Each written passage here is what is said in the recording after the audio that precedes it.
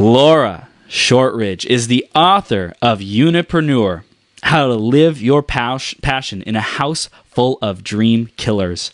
Married for 40 years and mother of 6, Laura S. Shortridge has confronted her own share of dream killers. As a busy mom and business owner, she has condensed almost 2 decades of sloshing through the muck to provide a clean jumping point for others. And she's here today to bring massive value for all of our listeners. And we are blessed. Laura, are you ready to rock this?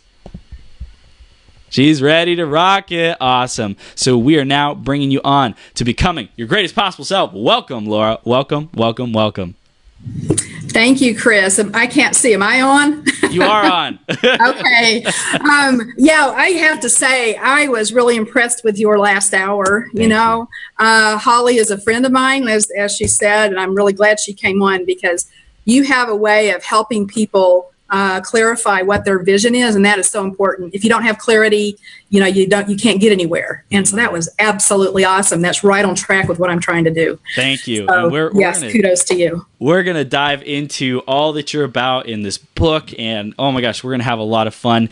And we're going to dive in firstly to the question of the day, which is evolution. It's about evolution. So Laura, how are you evolving your life, your community, your current corner of the world, your industry with what you're doing, the work that you're doing? How are you innovating? How are you evolving?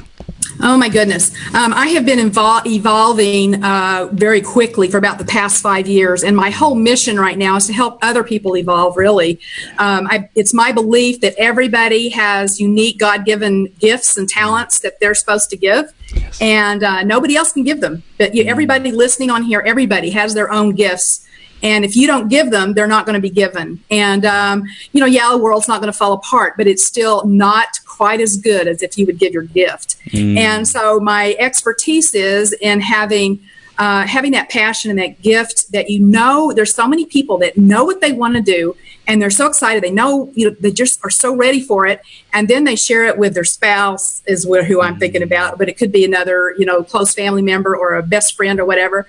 And so you're so excited and you tell them about it and they say, well, you're crazy. Or, they say, you can't do that. You've never done anything like that before, or all these things that they say. Yep. And so people do one of two things. Some people will just actually abandon their dream killer and just go for their dream. And, you see that in Hollywood and some big name, star athletes and stuff like that, politicians, they go for their passion and just lose their family. So what cost is there? Wow. But what most people do and what I did for lots of years was I squelched my dream. I just stuck it on a shelf and just kind of forgot about it, pretended it wasn't there. But it is always there. It is always there. And people know it. And if you don't give your gifts, it comes out, it manifests in either mental disorders like depression or anxiety, or it can manifest in physical ways. For me, I ended up with I had a seizure out of nowhere, absolutely out of nowhere, and the doctors couldn't figure out. And I actually had a near-death experience with it, and changed my life, completely changed my life. And during that time, I realized I need to give my gifts. I can't squelch them anymore. They are gifts. They're not selfish. Because I used to think, if I pursue my passion, it's so much fun. How could it ever be good for anybody else? It's selfish. But it isn't, because it can help other people. My passion's actually to write fiction and do screenplay. I have 2 screenplays written, and I love all that. But God put it on my heart to write this book first because I also have a heart for helping other people get unstuck. Wow. And so now I have the ability to, whatever conditions are around me, I'm happy because I choose it, and other people can do that too. So that's my evolution. That was a long-winded evolution. I love it. But I want to help other people get unstuck. Yes, we can feel your passion. We can feel your passion, Laura. We love it. And I really loved how you said, like, you have this creative side of you, the fiction, right? And you've written out these screenplays, and people need help. People want that to break through whatever resistance they're experiencing from their family, from the dream killers, from not being able to achieve their dreams. And you said earlier, when people don't express their gifts, they don't express their passion, their purpose, it's not the end of the world, but it almost is like there's a big hole in the world. There's a big hole. There's something missing in the world because people don't step up to share their gifts. And so I really acknowledge you for bringing that enlightenment, so to speak, so that people can live their passion and live their purpose and do what they love. So I love that we're already diving into evolution, and we're going to have a blast on this interview. And for everyone listening, if you really love this, make sure you share it out to your friends. If you're loving the conversation already, if you are excited to hear about passion, share it out, comment passion right now in the comments, and let us know, because we're having a lot of fun, definitely. So Laura, why don't you share a little bit more about what you do today? You covered it briefly, but just give us the overview again.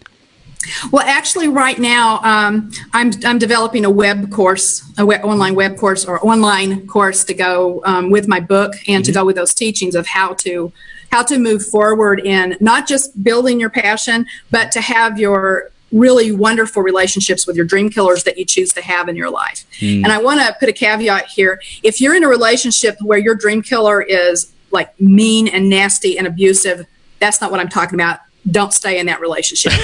I'm talking about, a lot of people are dream killers and they don't even realize they are. Like my husband, he had no clue he was a dream killer, but he was.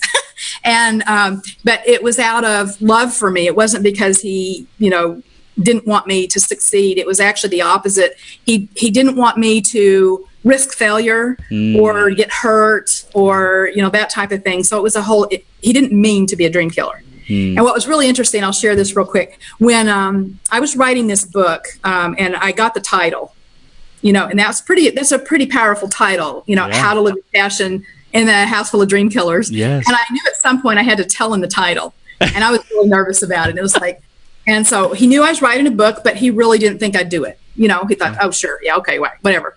And but I was seriously writing my book, and I knew I had to say something. And finally, one time he said, so what's your book about? And I went, you're going to hate it. And he said, okay. And that was it. He didn't ask anymore until the book actually was with the publisher. Yeah. Wow. And so then he said, okay, so what's the book really about? And I said, well, let me tell you the title and I think you'll get it. He said, Unipreneur, How to Live Your Passion in a House Full of Dream Killers. And there was this long pause, and he looked at me and he said, seriously, he looked at me and said, I'm not a dream killer, am I?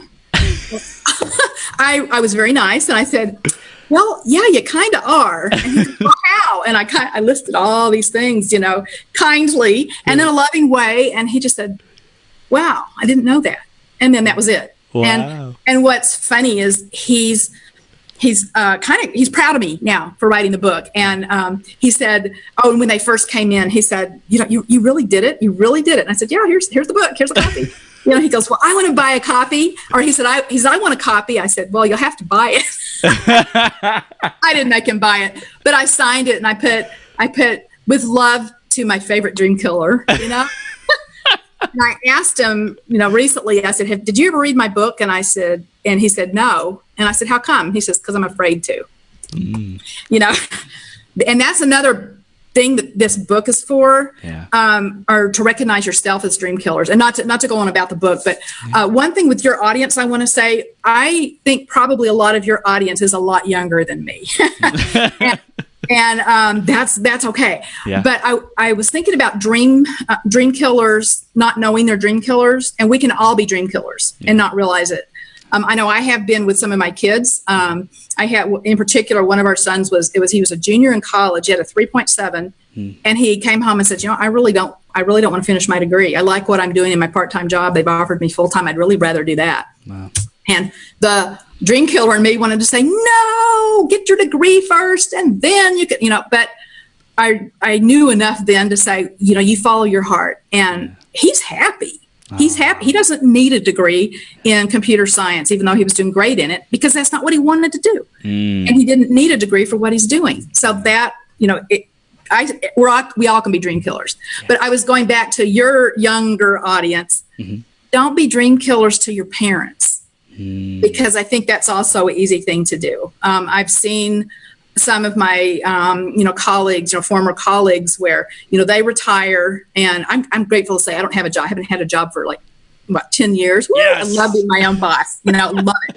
But a lot of my friends have been retiring or getting ready to retire in the next 5 years or something, and they want to do all these things, and they say, "Oh, but the kids don't think I should do this," And I know their kids is same thing as my husband. Their kids love them. They don't want to risk seeing them, or they don't want them to fail. They don't want them to take risks. And it's like, no, mom and dad just stay home. Just go out to pasture. But if they have dreams, which we all do, but if they have dreams that they really want to do now, let them do it. Just let them, support them in it. So, because, a matter of fact, I had in one of my tribes, I just had a friend of mine, or a cohort of mine. She just published her first book, and she's 84 years old. That's was a dream of hers, and she's rocking it. Yeah. And it's never too late. It's never too late. You can always progress. You can always evolve. That's right. That's right. 100%. Yeah. So I love this, and let's go back a little bit to the journey, because you have this book published, and you're teaching all these amazing principles on how to be passionate, and you're being the example, living the example by showing you with your kids, like, you guys go do what you're passionate about. Maybe we were taught and we thought that getting a college education was a must, was a necessity, and now we're wiser, we're more enlightened, and we know that it's important to follow your bliss, follow your passion, follow what makes you happy. So you weren't always like this. Let's rewind a number of years and just share with us what that journey was like, and tell us how we got to where we are today. Okay. Well, I always wanted to be a writer. I knew that since fifth grade. I won a poetry contest in fifth grade, and it was like, yes, I want to be a writer. Not a poet, but and I wrote articles, and over the years I've written articles and short stories and stuff like that. But it was always a hobby because I didn't think I could do it. I really didn't think I could do it. But there was always this desire to write. But I chose to get married. Got married at 19, and went into labor. First anniversary dinner, that was loads of fun. Wow. Eating steak, that was fun. But anyway, we ended up with 6 kids, and I did that because I chose to do that, and I don't regret that at all. But there's times and seasons for everything. But the big thing that happened with that is my husband and I, when we got married, we had the same religious beliefs, and so the first 18 years we were just really good, solid family time. And I was willing, that's what I wanted to do. Yeah. But then he lost his faith, and there was, I had to come to some decisions of what to do, because everything fell apart, and whether to stay with him or and that was my first little touch of doing it my own, because I knew I had to follow my heart and because I still have my faith, and I want, he didn't want me to go to church. He didn't want, it was really bad. He didn't want the kids to go and all this, but I had to take a stand and say, I love you, but this is me. This is my dream, is to do, have my family with me. And so that was my first little inkling of stepping out on my own. And then later on, it became with a business. I had, I'm trying to remember what year it was. I don't remember what year it was, but I got with a multi-level marketing, and I was so excited about it, and I had heard about it years before, and one of our daughters was in it and showed it to me, and I said, well, yeah, it was, low startup, and I love the products, and so it was just kind of a no-brainer for me. And not that I thought I would get big in it, but I loved the products, and I wanted to support my daughter. I loved the people in it, so I joined it and found out, oh, hey, I'm doing pretty good with it. But when I told my husband, that I was doing this, he laughed at me, and I don't mean just a little. It was like roll on the floor. You're crazy. These people, they're scammers. They're just out for your money. And I was like, okay, yeah, these millionaires are after my money. They don't need my money. But he didn't get it. He didn't get it, and said some really nasty things. And I chose to keep doing it, and so I kind of disconnected myself. Mentally, I didn't share anything with him about it. I would let him know, okay, I'm going to a meeting tonight, or I'm going to visit whatever, but I didn't give him any specifics on it. Had a complete separate bank account and all this. And the fun part was, several years into that, I tell about this in my book, actually. It's a fun story. I'll just share it real quick. Yeah. He had, he always drives old vehicles, which that's fine. I understand. And so therefore I drive older vehicles. it's okay with me. I'm not really big in cars as long as it runs, Right. And it doesn't have like squirrel holes in it and stuff. I'm good.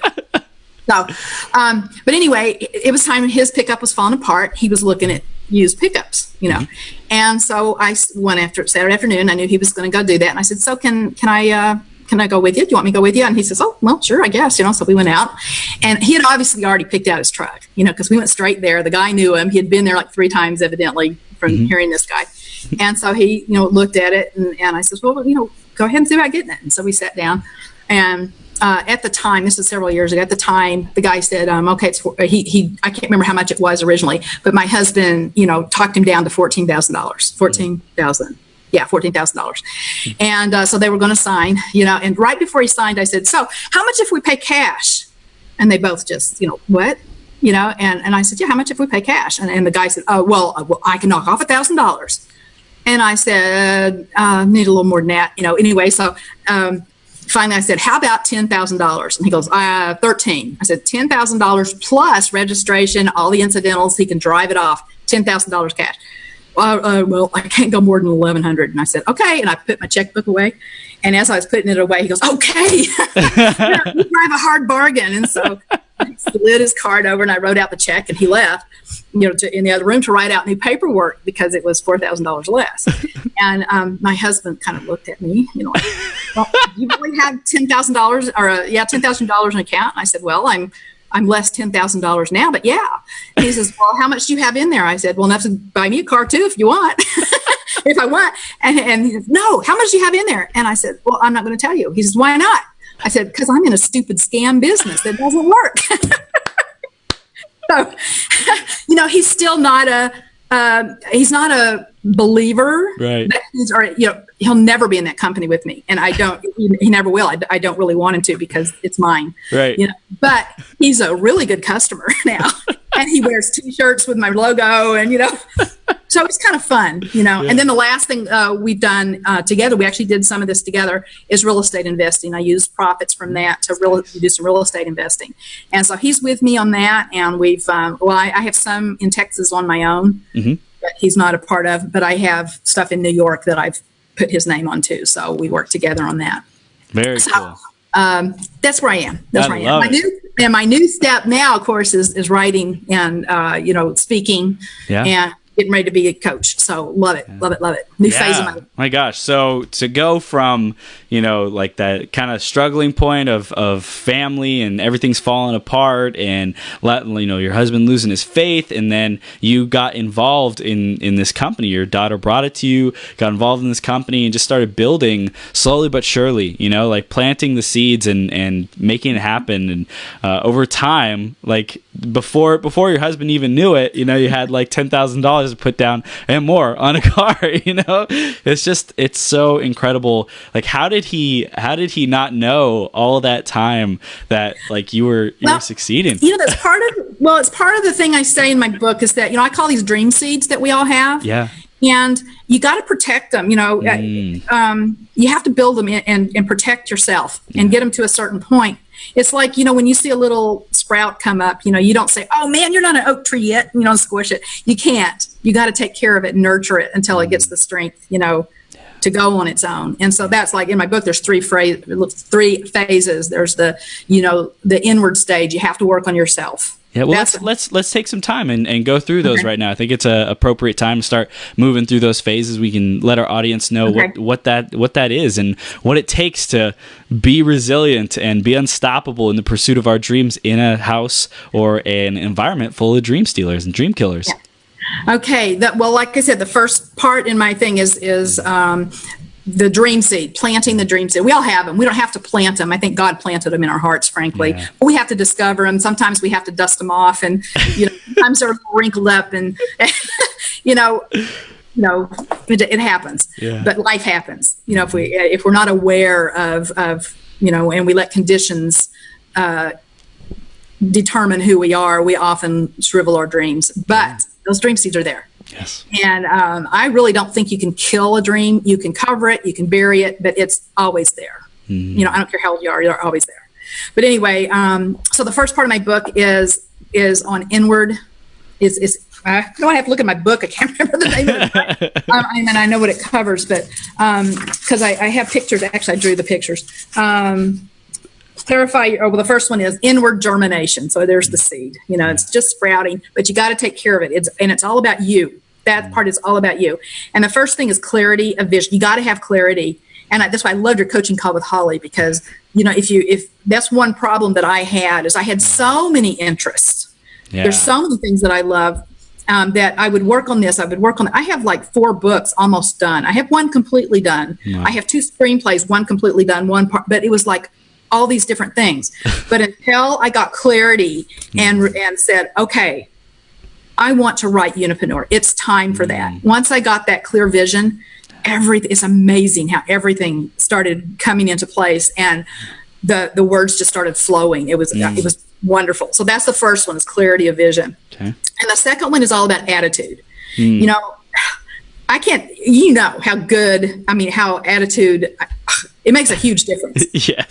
People, it's just amazing. And that actually goes along with the next chapter, which is perspective, because those two go along. You can look at things. If you can't see it, you have a problem and you can't see how to work it out, change your viewpoint, look at it from a different angle.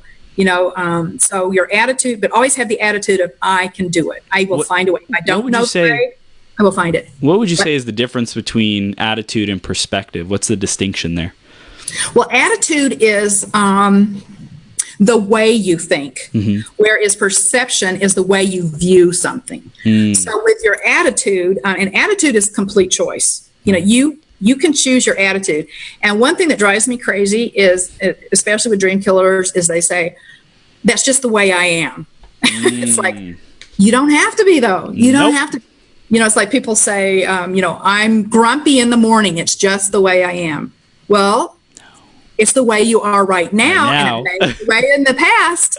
It doesn't have to be when you wake up tomorrow morning. Wow. So that's the whole thing of attitude. And I truly believe it's a choice. And I have a lot of people actually get mad at me for that. I had somebody recently tell me that I was annoyingly happy.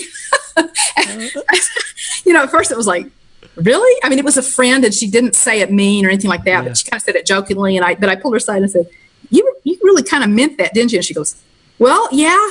You're just always happy. And sometimes I just want to gripe. But you always seem to find something good about what I'm saying. And it's like, so it was funny, because some people, I think, revel in the negative. Yes. And they love the drama and they stir the pot, to see the drama. And they get energy from that, not realizing that negative, I think they just want energy. They just don't care what kind of energy. Yep. And they don't realize that negative energy, it makes you contract. Yeah. Whereas if you switch that and have positive energy, it's just the opposite. You expand. And so it's all attitude. You have to change your attitude and look for the good. And I'm not saying that there's not nasty, horrible, dark stuff in the world. There absolutely is. Right. But and I know that it's there, and I acknowledge that it's there, but I don't let it in. I don't let it in. I help people get out of situations. I help animals. Right. I help. I help with a solution. I don't add to the problem by feeding into the negative energy, if that makes sense. Right. Yeah, totally does. Wow. Yeah. That's so powerful, because especially the energy, how some people feed off of it. We got to be aware of ourselves feeding off of that energy, or the desperation for energy. A lot of people will choose to just hang out with someone else, or a group of friends, just because that's common, just because they feel like they're supposed to, just because it feels good to not be alone. But if that's negative energy, if it's energy that brings us down, or sabotages us, or just isn't healthy for us, is toxic, then it's important to be aware of that, have the clarity of vision, have the right attitude to know, is this the attitude that I want to surround myself with? If it's not, get out of that. Have the perspective to be able to say, that's not what I want. I'm going to switch my focus, choose somewhere else, and then go somewhere else. Exactly, because when you soak in the negative, it keeps you stuck. I mean, I see people, and I did this myself really for a few years, not too long, terribly long, but, I kind of lived the same year over and over with just a few variations. I was stuck because I didn't see a way out. Because I was looking at the negative. And that was at the very first when my husband lost his faith, because it was like all I could see was, oh no, I don't have that anymore. Oh, oh no, it's awful. Oh no, what about the kids? Oh no. Yeah. And I was caught in this worry and this devastation, and I had a hard time pulling myself out of that. It was with the multi-level marketing company that I started changing that because I was with positive people. I changed my friends. Not that my old friends were bad, but they were caught. They were stuck like I was. And so we weren't going anywhere. Right. And how Jim Rohn said, you're the combination of the 5 people you hang out with the most. Yep. Well, that's where I was. So I changed my group. And I'm still friends with my old friends, but I don't hang out with them. And another analogy of that is if you're in water, imagine a fish in water. It doesn't know that it's in water until it gets out of water. So if you're in that negative environment, it takes, listening to stuff like this or really taking a look, being aware of how do I feel? How do these people make me feel? And being able to journal or get clear on those thoughts to be able to be aware of, oh, wow, that's not what I want. I want something different. Where do I go to get it? Exactly. And that's why I really love you, Chris. You're so young to know what you know. I would love to have known what at your age. I was busy with, how old are you? You're a young kid. 27 next monmonth. 27. Okay. See, I had 5 kids by the time I was 27. No, I was pregnant with my 5th by then. So, I was in a different world, but, to know what you know now and the impact you're going to have, because all this you're doing, all this energy you're putting out there, and all these things you're pulling together, they're going to help millions of people. Yeah. I mean, really, and it's not just you, but it's the movement that you're making. It's amazing. But I absolutely love the forum that you have to help so many people. Yes, so kudos to you, Chris. Thank you, Laura. So that is the first step. What's the second phase? Okay, the second step is when your little dream seed gets strong enough where you feel comfortable it's growing, it's going there, okay? Then it's the outward expression, okay? And the first thing of that is I have personality information in here where you learn how your dream killer thinks. You try to figure out how your dream killer thinks, not just him, but yourself. Because and I go into detail on there. I use the DISC system, DISC. Robert Rome was one of my mentors, and so I use that program. And but it really helped me to know myself and to see, oh, my husband is a completely different personality type than me. I mean, opposite of me, literally. And we make a good team. Right. But we don't understand each other. And so through that, that's actually how I saw that. Oh, and it's not just that book. It's also The 5 Love Languages by Gary Chapman. I love that book too, because that tells how you express your love to people. And there's 5, well, I say obviously 5 love languages. And my husband's is different from mine. And just to give you an example, my number 1 love language is service. I love to serve people. Wow. I love it. I just love to serve people. And I like all the other ones too, which I like the nice words, and I like the quality time, and I like all those. But my big one is service. It is the least of my husband's, and I didn't know that. Wow. So I would serve him, when I serve him, I don't mean like I'm a servant, but right. I would do nice acts things of kindness. Yeah. Yes, I would do nice things for him, and he would oh, that's nice, and that was it. It was like, oh, I spent 3 hours making that pie, just and it hurt me. I wouldn't say anything, but it hurt me. So and he didn't. I also, part of that is I see a need and I go do it. I see something needs to be done, I just go do it. I go help. So I see somebody that needs some help, I go help or offer my help.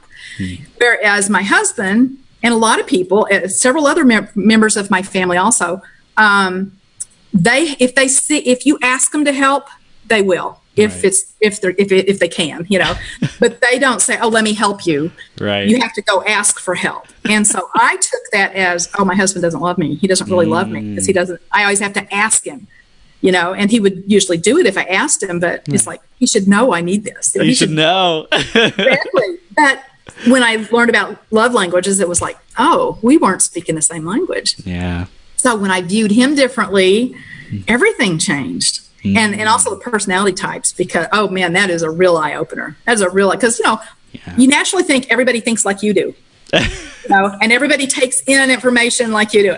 No. No. And it's amazing how even in the same family, now it's understandable how my husband and I are different because we came from different families. But of our 6 kids, they have all 4 of the personality types are represented in there too. Wow. And each one is different. And so I'm so grateful to know that now that, oh, that's why they did that. So that's the next step in my book is learning to understand yourself and your dream killer and how you communicate. And then comes the big one. It's right smack in the middle, and that's when you declare your passion. You share your dream with them, and it may go well, it may not. you don't know, but you go in it with the attitude of it may work, it may not. You don't go in with a desperation saying, "Oh, please," Right. You just present it. It's like unattached. Yes. And you present it in their love language and in their personality type, not your own. And when you do that, there is a lot better chance it's going to connect, or at least they won't say, Right. So, yeah. And so the next chapter is evaluate the encounter, okay? Because you don't know how it's going to go, and you turn around and look at it. Now, and I kind of compare it to fly fishing. You cast it out there, and you may reel in your dream killer real quick, and he's all on board. Or it may take a while, you may take a while, may take that. He may never bite. Right. But you keep trying. And then that's the whole next phase is that you step into your dream. You start your dream, fulfilling it, build that plant and nurture that plant, that dream seed, regardless of what your dream killer does. And that's the next step. And that then that's building your network. Like, actually we're doing this here. Build your character. So you keep working on yourself. Never quit growing. That's a huge key. Amen. And then, the last one's advance your journey. So inward, then with your dream killer, and then boom, you're on the road. You're on fire. You're going. Which part do you think most people struggle with, or are not able to get past or get through without help or support? You can get stuck on any of those. I mean, some people never get on the road to clarify. I mean, the very first one, clarifying your vision. A lot of people are stuck right there. They don't know what they want. They know little things that they like, but they really don't have any clarity of vision. One of my mentors uses Carrie Overbrunner uses the phrase, clarity attracts, confusion repels. And so if you don't have a clarity of vision, it's just going to be confusion, and then nothing you want is going to happen. That's right. So really, I look on any of those, you can get stuck, because that's the beginning part. If you don't know where you want to go, you're not going to get anywhere. Yeah. What's been your favorite one of those to help people with, to help them achieve or break through? It's really, the first part's really fun. It's really fun to see that awakening, that very first awakening. I've done some workshops with people who it was all new to them. It's like, oh, I don't have to be a prisoner of my surroundings. No, it's completely new to them. I love to see that light bulb go on, and like they get hope. Probably one of the deeper areas is the middle part in preparing for dream killer, getting to your dream killer. I love the personality stuff. That's fun. But actually the actual encounter and where to go from there. That's where a point where a lot of people need coaching. They get to a certain point. It's like, okay, that didn't go well. Now what do I do? Because even though you try to separate yourself from it, there's still a hurt when they don't come on board. We're human, but to have the support at that point, so, and I love the last part, working, I love people, obviously, I'm a high I, so woo! That's why I like you so much, because you're a high I too. But, we love people and we want to help people. We have big hearts. And so I love the networking. And I think another thing that's really fun that's come out of this is seeing what people's dreams are. And man, there's some amazing stuff happening. It's just, I love it. And even like hearing Holly talk about getting some clarity on because there's so many things that she would be awesome at. Yes. But to find it, it's all going to pull together, and she's going to have a huge positive impact on everybody. Yes. When that pulls in, it's like, oh, I love that. And just just being with other people and seeing their dreams. So that's I'm a people person. So what about that was kind of something that came from it. Was there anything unexpected or that you didn't plan coming from this process, getting the book finished, that totally like blew your mind or shocked you? Well, actually there was. I had never intended to be a coach. That just I didn't think that was part of my plan. Because I just want to go right. I want to go. I have these characters like running in my head going, let me out. And, I really want to do that. But at the same time, in my heart, it's like this message needs to get out. And I have found, this is what the interesting and the unexpected part is. Recently, I've had, some readers reach out to me personally, and say, ask questions and different things. And after I've hung up, I thought, I just coached them. So that has been the new thing, that I'm realizing that I'm going to coach. I'm not a coach at this point. Right. It's not a business or anything like that, but I realize I am coaching. It's there. And so I am actually writing a coaching program, so people can help other people. Love it. So you wrote this book kind of just to be a resource for people, and then you found that you loved people coming to you or enjoyed the process, and you found yourself just naturally getting into coaching conversations and supporting people. And since you love people and being around people, like, it only makes sense that, and you love being a service, it only makes sense that like goes hand in hand. Yeah. Coaching. And it's funny. I always have a mentor. I will always have a mentor. Yeah. And another mentor of mine, Florence Ricards, just recently, actually, she's the one. It's just been like within the last few weeks when she says, Laura, you are a coach. What you just told me, you are a coach. You need to, and that she's actually the one I thought, I guess I am, because in my vision, that was not included in my vision. And when she was reading it, she says, where is coaching in this vision? I said, well, I'm not a coach. And she's, Laura, look at what you're doing. You're a coach. I was like, oh, okay. So anyway, that's my next little thing, I guess.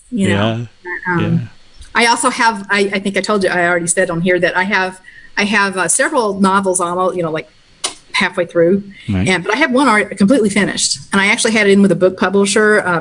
It's older. It's like 20 years old. Wow. I had it in with a book publisher, and I pulled it out of the contract because they were taking complete control over it. They wanted to change, a character that I didn't want them to change. That it was the way it was supposed to be. Right. They wanted to. I had no choice in the cover design or anything like that, and I just basically said no thanks, and I pulled it back, and I actually did that. You know what? I hadn't even thought about that. I guess I was a Unipreneur back then because I did that all on the sly. Come to think of it, Wow. Like my family didn't know I was. But recently, I actually took it and I read it to my mom. She's 93 years old. Wow. And I read the book, the manuscript to that, and I hadn't read it in a while. And I was like, dang, that's pretty good. I need to get it out there. So that's probably, I don't know, since it's done, I need to finish it. How do you balance like the priorities and getting all these awesome projects and passions done and fulfilled? How do you balance?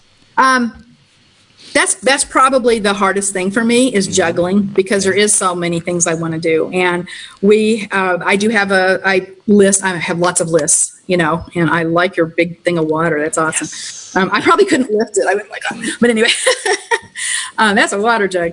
But I also we have our youngest daughter still at home, and she's got some health issues and needs a lot of care right now. And it's a long-term thing. So I had planned to do some speaking and things now that I'm not able to do. I've done speaking locally.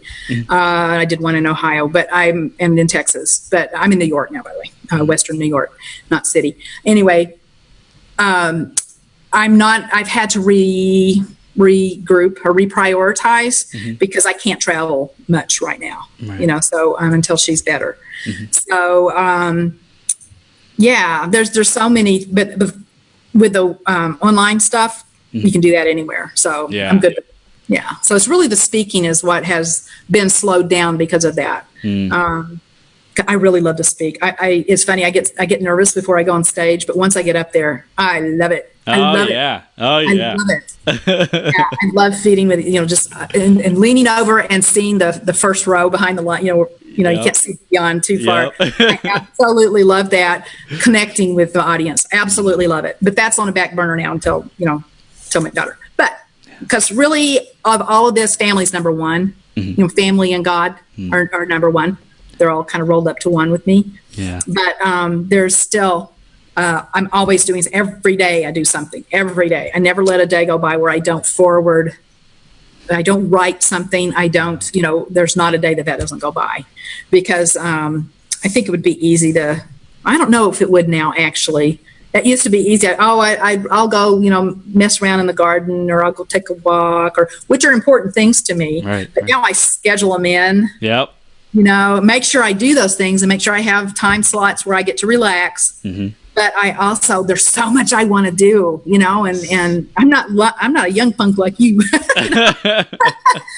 So I need to keep on track. I want to keep on track to be able to give my gifts, because I got a lot to give. And when you do the work up front of the clarity and the vision, that gives you energy too, to be able to get up and when your next step, it doesn't feel exhausting. You don't want to distract yourself with all these other priorities right?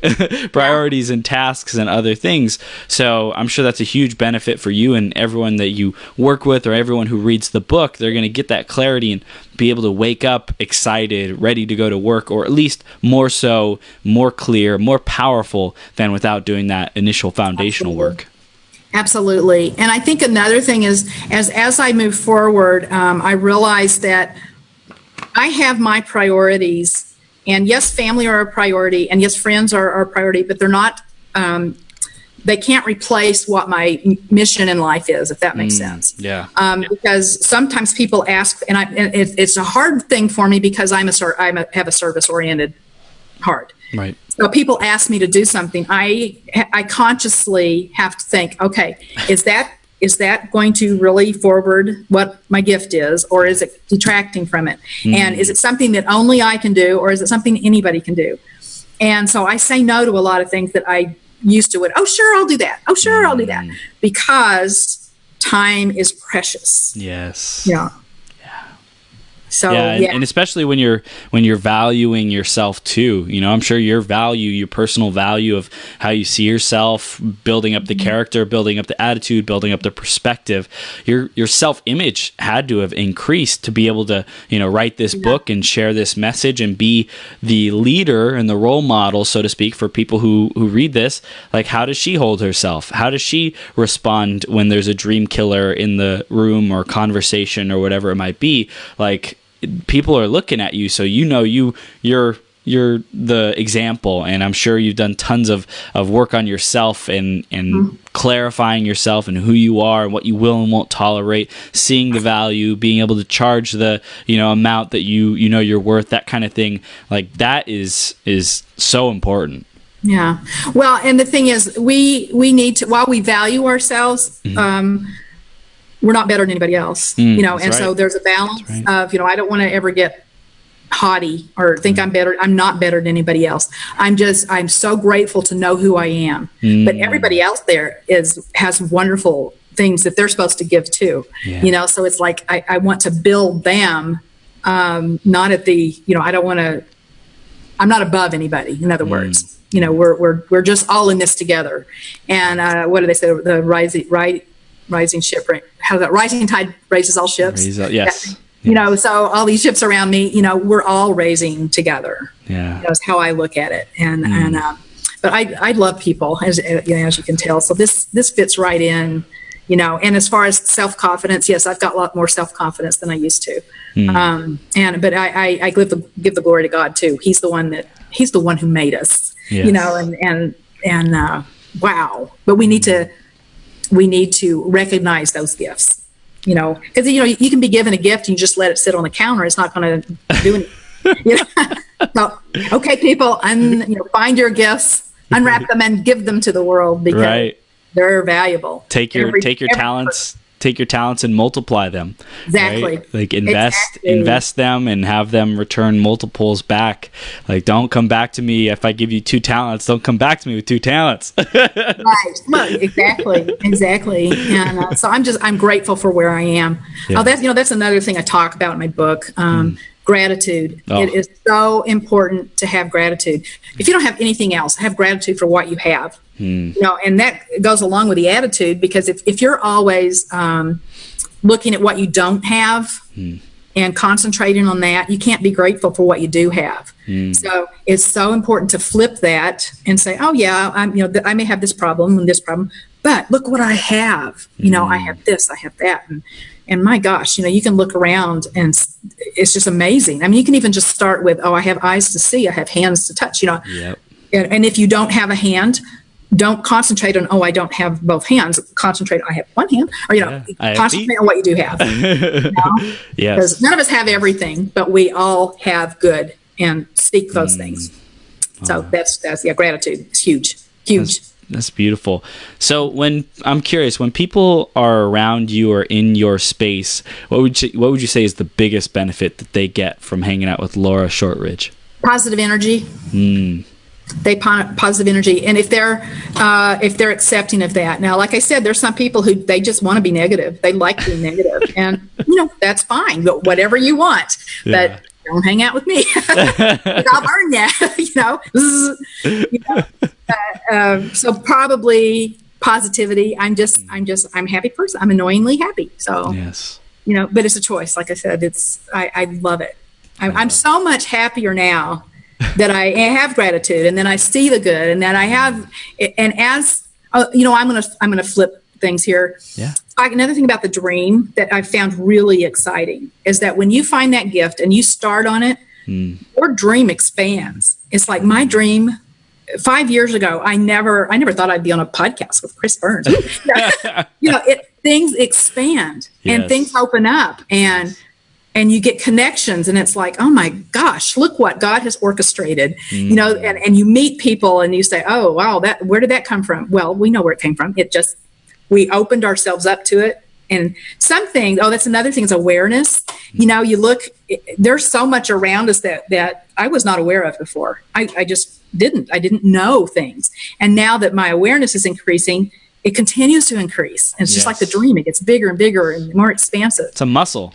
Yeah, it is. Yeah. It is. And so I hope all your audience will choose to exercise that muscle and, expand. Choose to expand. That's the whole thing. Just choose it. It's a choice. It's a choice. I love it. Okay, so we're beginning to come towards the end here. I want to know, is there any final parting words of wisdom you want our audience to receive, or anything that we haven't covered yet? No, I'll just state again that if you have a dream, and please, I know you have a dream, you have a gift. If you don't know what it is, discover it, get clarity with it, move forward with it, give your gifts. And if it includes having a dream killer in this situation, you can still have your dream and you can have your dream killer. You can have them both. You really, really, truly can, and be perfectly happy. And the other thing is to not be a dream killer, So like I said, with your audience being so young, I can see a lot of the people on here who associate with you are influencers. I mean, and if they're not right now, they're going to be, because they're attracted to you because of who you are and the energy you put out. They're saying, they automatically are expanded by coming to you. You draw that type, you're magnetic, okay, to that type of people. Thank you. So while you're doing, we each do that. I forgot where I was going with this. It's easy, I think, when you're younger to think smaller. Safer? Well, not even safer, but even when you have a big dream, but you only think of yourself, your influence. Whereas if you step out of that and say, am I being a dream, especially to your parents, or am I being a dream killer to anybody? Because I think sometimes younger people are without realizing it, because I think, they're just an old fogey, they're past their prime. They can't, but everybody living and breathing has something they can still offer, something more And that's my message. Beautiful. Amazing. So how do we want people to stay connected with you, and what do we want them to do next? Everyone who's listening or watching. Well, you can always you can connect with me by going to connect@laurashortridge.com. Okay. That's my email. And I do have a gift for your viewers if you want to. Awesome. Yes. It's coming up. It's not on my website yet, so but I'll send it to you email if you email me. It's a new PDF on 10 tips to keep your cool when your dream killer's getting under your skin. Okay. They're quick things, not in the book, but yeah. Because sometimes you just have to have a bag of tricks, you know, there to, yeah. So, but again, the Batman belt ready to deploy the tools. Exactly. And you need to have a few because it depends on where you are at the time, and Yes. But again, it's contact@laurashortridge.com. And my book is the website for that is unipreneurbook.com. You can always go there. There's lots of information on there too if you want to just look on the website. But discover it. Oh my gosh, Laura, you are amazing.